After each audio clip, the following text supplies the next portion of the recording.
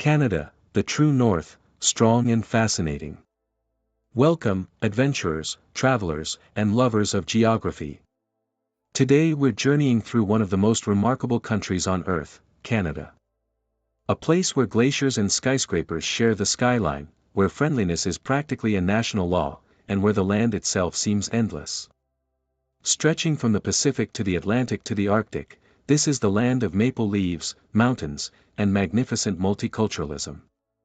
If the world were a family, the United States would be the loud, confident older sibling, always chasing attention.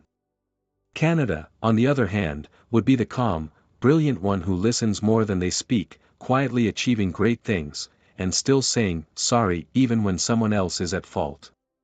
But behind that politeness lies a story filled with adventure, struggle, innovation, and pride. The flag and what it stands for. Let's begin with the national symbol that every Canadian knows by heart, the maple leaf. Canada's flag is simple yet powerful, a red leaf in the center of a white square flanked by two red bars. Red represents the courage and sacrifice of Canadians during the World Wars, while white symbolizes peace, honesty, and neutrality. The maple leaf itself has been a symbol of Canada for centuries, long before the country officially existed. Indigenous peoples used the sap for food and medicine, and early settlers saw the maple as a symbol of abundance and resilience. By the 19th century, soldiers and athletes were already wearing maple leaves as emblems of pride. And yes, while some people claim the 11 points represent provinces and territories, it's really just a design choice. Sorry, conspiracy theorists. Geography, a nation of superlatives. Now, buckle up, because Canada is huge. It's the second largest country in the world, covering nearly 10 million square kilometers, about the size of all of Europe combined. It stretches across 6 time zones, bordered by 3 oceans, the Atlantic, Pacific, and Arctic, and shares the world's longest international border with the United States, over 8,800 kilometers, 5,500 miles, long. Nearly 80% of Canadians live within 160 kilometers, 100 miles, of that border, where the climate is milder and the cities thrive. The rest of the country is a vast wilderness of forests, lakes, tundra, and mountains, much of it untouched and almost mystical in its beauty. And about that border, it's not always neat. In towns like Derby Line, Vermont and Stansted, Quebec, the international line literally cuts through homes and libraries. The Haskell Free Library even has one entrance in the US and another in Canada. Walk out the wrong door, and congratulations, you just committed international trespassing. Snowflake Nature's masterpiece. Canada's landscape is a masterpiece painted in ice, stone, and forest green. At its heart lies the Canadian Shield, a vast ancient plateau made of some of the oldest rocks on Earth, over 3 billion years old. It's rich in minerals like gold, nickel, copper, and silver, making mining one of Canada's economic backbones. The Shield also holds another record: it contains more lakes than any other region on Earth. In fact, Canada has over 3 million lakes, holding about 20% of the world's fresh water. Lake Superior alone contains enough water to submerge both North and South America under 1 foot of water. Then there's Hudson Bay, the second largest bay in the world, where gravity is slightly weaker due to the region's glacial past. It's one of those science facts that sounds made up, but it's real. Want to lose a few grams instantly? Just visit Hudson Bay. Other natural wonders include Niagara Falls, shared with the US, one of the most famous waterfalls on the planet. Mount Logan, in Yukon, Canada's highest peak at 5,959 meters, 19,551 feet. The Bay of Fundy, which has the highest tides in the world, up to 16 meters, 52 feet. The Manicouagan crater in Quebec, a massive impact site so perfectly circular it can be seen from space. Mount Thor, with the world's highest vertical drop, a sheer 1,250 meters, 4,100 feet. Prince Edward Island's Singing Sands, where the beaches literally squeak beneath your feet. And let's not forget Canada's wildlife: moose, beavers, lynx, caribou, whales, wolves, and over 60% of the world's polar bears call this land home. The provinces and territories. Canada is divided into 10 provinces and 3 territories, each with its own personality.